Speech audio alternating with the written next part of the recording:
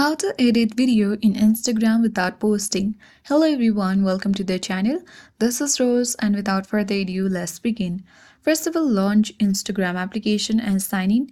And if your video is short, you can tap on your story at top left and choose a particular video. So if this is the video, you can first of all mute the volume by tapping on the sound icon at top left. You can tap the edit button and you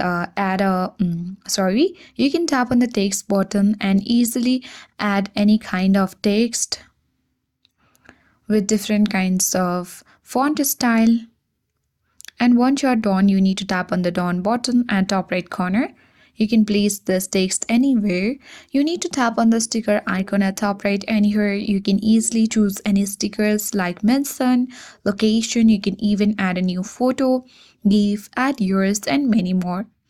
After that, you can tap on the filters icon at top right and choose any filter. Once done, tap done at top right, and you can even tap on the music icon to add music. So once done with everything, you need to tap on the done button at top right and tap three dots at top right. Now tap on the save button and your video will be saved to your gallery.